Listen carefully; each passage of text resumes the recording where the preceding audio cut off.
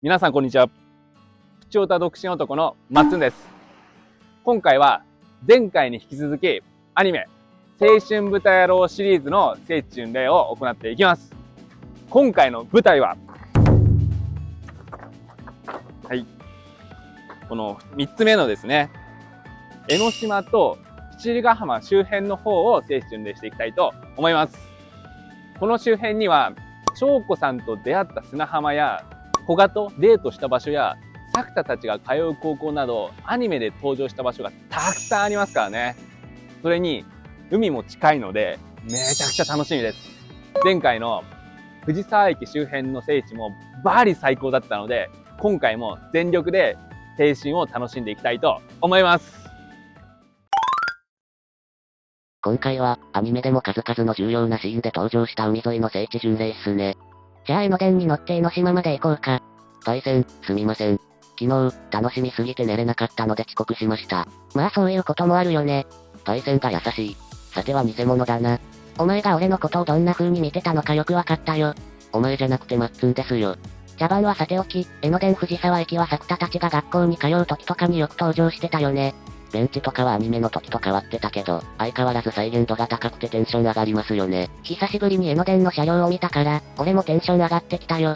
江ノ電に乗ると観光に来た気分が味わえますからね。それにしても観光客が本当に多かったよね。めっちゃ多かったです。ちなみに藤沢から江ノ島には小田急線から行くこともできます。小田急線で行った方が早いので、特にこだわりがなければ小田急で行くことをおすすめします。江ノ電に乗ること13分、江ノ電江ノ島駅に到着です。お、早速海辺の雰囲気が漂ってきましたね。ここはアニメのカットで登場してましたよね。次に片瀬江ノ島駅。ここが小田急線の終着駅ですね。てか、めっちゃおしゃれな駅だな。アニメでも一瞬だけ登場してたよね。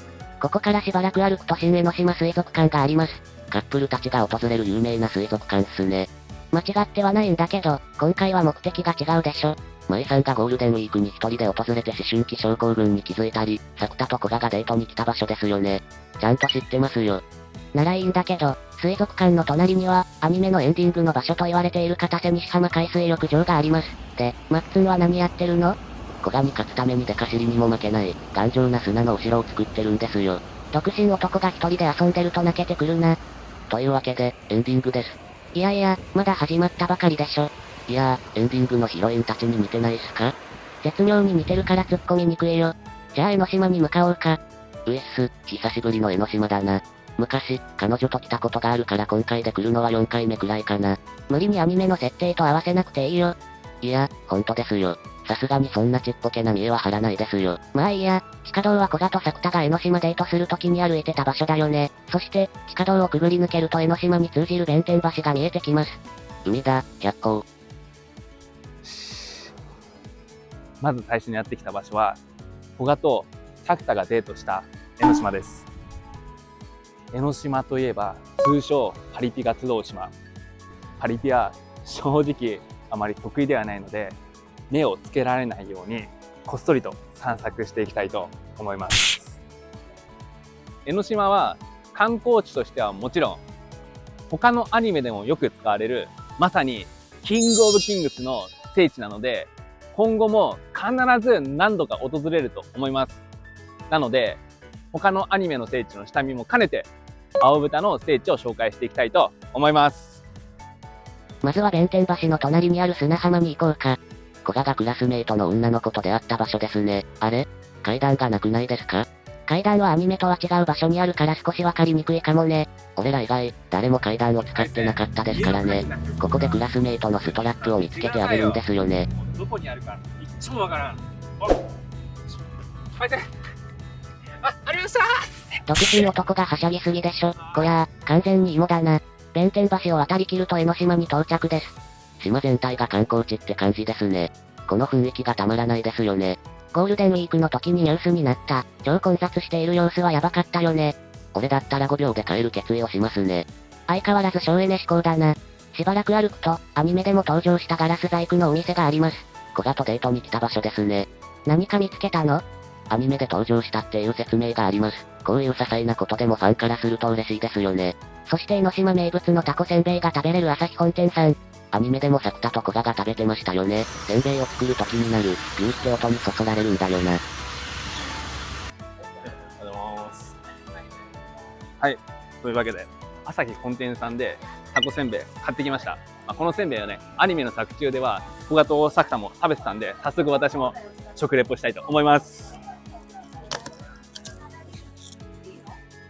結構でかいですよね。パリッとしてて、一口目から早速美味しいんですけど、やっぱりこのタコをね直接ペースしてんで、この辺りが一番美味しいと思うんですよ。もうタコがパリッとしててめちゃくちゃ美味しいので、ぜひ江ノ島に来た時は作田と古賀と同じようにタコせんべい食べてみたらどうでしょうか。タコせんべい美味しかったな。あと10枚は食べれる自信がありますね。絶対無理でしょ。確かに美味しかったけど、じゃあ栄養補給もしたところで、展望台を目指して江ノ島の上の方まで行ってみようか。この階段を登るんですか？しけとう。聖地巡礼しながらならあっという間に到着するよ。聖地巡礼だからな。階段を登る途中にアニメでも登場した場所がいくつかあります。階段だからな。ちなみにお金を払えばエスカレーターで行くこともできます。エスカーだからな。作田みたいなツッコミになってるけど。すみません、ついつい。そんなくだらない話をしてたら江ノ島神社に到着します。足パンパンっす。なんすかその理屈。とりあえず目の前に本殿もあるので参拝したいと思います。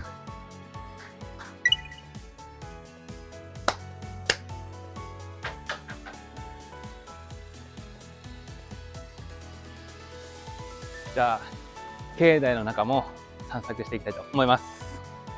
ぶっちゃけ、江ノ島神社のへつみ山でなら階段でも余裕でしたね。ヘロヘロだったじゃん。エロエロ？ヘロヘロ。あれはアニメの真似をしただけですよ。聖地巡礼の目的なら階段一択ですね。珍しくマッツンの言う通りだね。アニメでは、この神社で作田と古賀がハートが描かれた絵馬に名前を書いてましたよね。どうやら江ノ島神社内にある、八坂神社は縁結びの聖地らしいからね。結びの木の前に吊るすといいらしいよ。こうしちゃいられねえ。ってご神木が伐採されてるし。どうやら台風の影響で木が傾いたから伐採したらしいよ。でもそれ以外の風景や絵馬はアニメそのままだったよね。俺の妖艶の願いは届きますかね？ここに来た目的が変わってるけど。でさっきの神社から少し歩いてきたんですけれども、この道を先に行くと中津宮ウッドデッキ広場があります。この場所は作田と古賀が別れた時に話してた場所ですよね。この辺に立って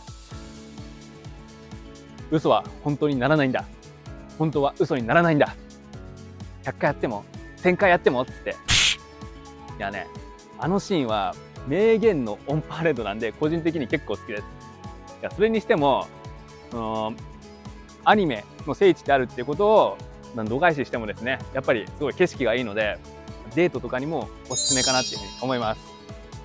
俺の迫真の演技どうでしたか？思いっきり言い間違えてたじゃん。せっかく古賀編のクライマックスのシーンだったのに。残念ながら雨が降ってこなかったからな。それ以前の問題だったよ。まあ青豚の聖地巡礼はもちろん、江ノ島一帯を一望できるから江ノ島に来たら寄ってほしい場所だよね。いつか彼女とリベンジしに来ます。乗ってくれる人いるかな？江ノ島はもっと上に行けばいろいろな観光地はあるんですけれども、今回私たちは青豚の聖地巡礼ということで次の場所に行きたいと思います。江ノ島から戻ってきて七里ヶ浜の方に行く途中に片瀬東浜海岸があります。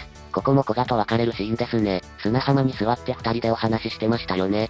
この日はゴミ拾いのイベントがあり、人がたくさんいたね。ボランティア活動している方々には本当に感謝の言葉しかないよね。七里ヶ浜に向かう途中にある、鎌倉高校前駅の近くにオープニングで作田が走っていた場所があります。しかもアニメと同じように江ノ電と並走することができたんですよね。ちょっとタイミングがずれてたけどね。この撮影のためだけに3回以上走らされたんだから勘弁してください。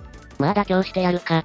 あざっす。そして鎌倉高校前駅。舞さんと入れ替わったのどかが CM の撮影中に過呼吸で倒れた場所ですね。それにしても鎌倉高校前駅は外国人の観光客が多かったですよね。ついに青春豚野郎も国際的なアニメになったわけですね。なってほしい気持ちはあるけど、間違いなくスラムダンクの聖地巡礼だろうね。そういえば駅近くの踏切で写真撮影している人がたくさんいましたからね。諦めたらそこで試合終了なので俺も撮影頑張ってきました。聖地巡礼がしたいです。ここからは作田たちが通う峰ヶ原高校のモデル地がある七里ヶ浜駅周辺を散策していきたいと思います。この周辺はアニメで何度も登場している場所なので、聖地には絶対に欠かせない場所ですからね。パイセン、バリテンション上げていきますよ。七里ヶ浜駅は作田たちが通う高校の最寄り駅です。本当に駅前に高校がありますよね。アニメで何度も登場する理由がわかりましたよ。駅のホームではアニメの真似しないの？ほら、あのバスケの先輩に対して言うやつ。バスケがしたいです。ですか？違う、その話はもう終わったよ。いや、人がいすぎて真似どころか駅のホームも撮影できませんでした。確かにホームが小さすぎて人が溢れそうだったからね。駅前の風景もアニメで何度も登場してたよね。この日は土曜日だったけど、アニメと同じように学生がたくさんいましたよね。なんか初々しくて青春っていいなって思いましたよ。マッツンみたいな大人にならないことをただただ祈るのみだね。失礼な、俺は真っ当な学生生活を送って、無事に立派な大人になりましたから。本当かな？駅から徒歩1分で作田たちの通う峰ヶ原高校のモデル地である、七里ヶ浜高校に到着します。この場所といえば、やっぱり作田が舞さんに告白するシーンが印象的だよな。そうそう、こんな感じで作田が急に立ち上がるんだよな。いいか、お前ら。おいおい待て待て。独身歴30年以上、出席番号1番、マッツンは、優しい女性のことが好きだー。さすがマッツン。中年豚野郎だね。立派な大人はどこ行った？しかもなんで小声？学生たちに聞こえたら迷惑なので控えめにしておきました。まあギリギリ人には迷惑かけてないからいいけど。今回最後にやってきた場所は、七里ヶ浜海岸です。この海岸は、翔子さんと出会ったり、楓とお出かけしたり、アニメでは重要なシーンでよく登場していた記憶があります。